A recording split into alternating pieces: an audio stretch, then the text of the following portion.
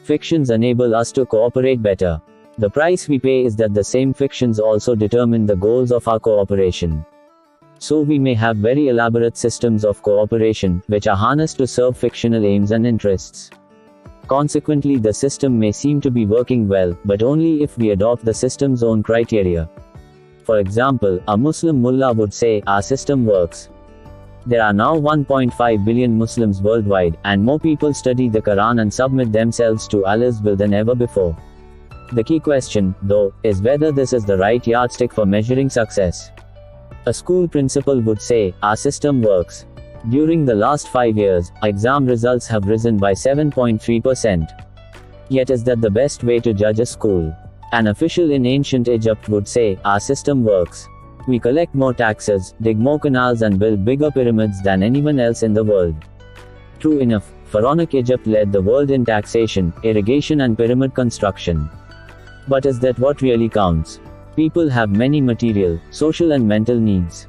It is far from clear that peasants in ancient Egypt enjoyed more love or better social relations than their hunter-gatherer ancestors, and in terms of nutrition, health and child mortality it seems that life was actually worse.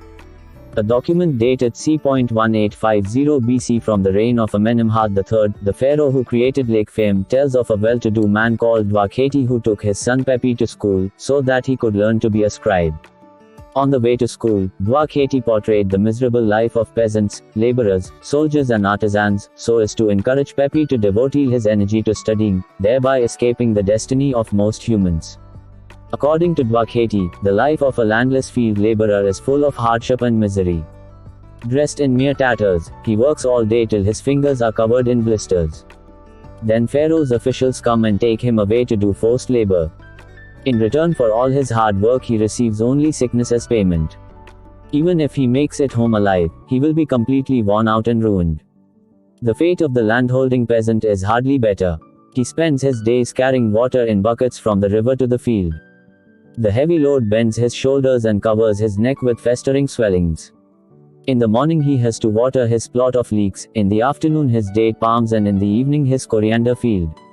Eventually he drops down and dies. 8 The text might exaggerate things on purpose, but not by much. Pharaonic Egypt was the most powerful kingdom of its day, but for the simple peasant all that power meant taxes and forced labor rather than clinics and social security services. This was not a uniquely Egyptian defect. Despite all the immense achievements of the Chinese dynasties, the Muslim Empire and the European kingdoms, even in AD 1850 the life of the average person was not better, and might actually have been worse than the lives of archaic hunter-gatherers. In 1850 a Chinese peasant or a Manchester factory hand worked longer hours than their hunter-gatherer ancestors, their jobs were physically harder and mentally less fulfilling, their diet was less balanced, hygiene conditions were incomparably worse, and infectious diseases were far more common. Suppose you were given a choice between the following 2 vacation packages. Stone Age package: on day 1 we will hike for 10 hours in a pristine forest, setting camp for the night in a clearing by a river. On day 2 we will canoe down the river for 10 hours, camping on the shores of a small lake. On day 3 we will learn from the native people how to fish in the lake and how to find mushrooms in the nearby woods. Modern Proletarian package: on day 1 we will work for 10 hours in a polluted textile factory, passing the night in a cramped apartment block. On day 2 we will work for 10 hours as cashiers in the local department store, going back to sleep in the same apartment block. On day 3 we will learn from the native people how to open a bank account and fill out mortgage forms. Which package would you choose? Hence, when we come to evaluate human cooperation networks, it all depends on the yardsticks and viewpoint we adopt. Are we judging pharaonic Egypt in terms of production, nutrition or perhaps social harmony? Do we focus on the aristocracy, the simple peasants, or the pigs and crocodiles? History isn't a single narrative, but thousands of alternative narratives. Whenever we choose to tell one, we are also choosing to silence others. Human cooperative networks usually judge themselves by yardsticks of their own invention, and not surprisingly, they often give themselves high marks. In particular, human networks built in the name of imaginary entities such as gods, nations and corporations normally judge their success from the viewpoint of the imaginary entity. A religion is successful if it follows divine commandments to the letter, a nation is glorious if it promotes the national interest, and a corporation thrives if it makes a lot of money. When examining the history of any human network, it is therefore advisable to stop from time to time and look at things from the perspective of some real entity. How do you know if an entity is real?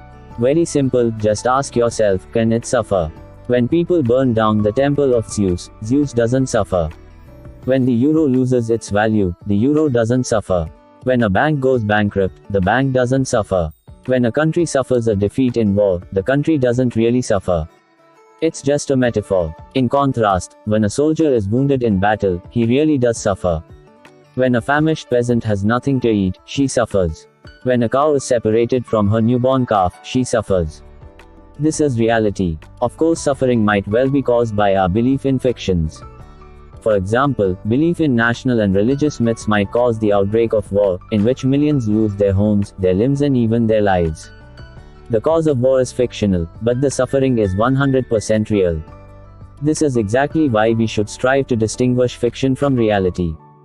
Fiction isn't bad. It is vital. Without commonly accepted stories about things like money, states or corporations, no complex human society can function.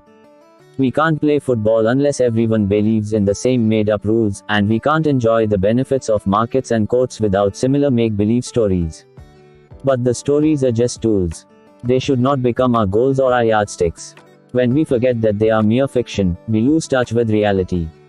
Then we begin entire wars, to make a lot of money for the corporation, or to protect the national interest.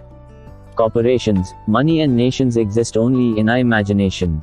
We invented them to serve us. How come we find ourselves sacrificing our lives in their service?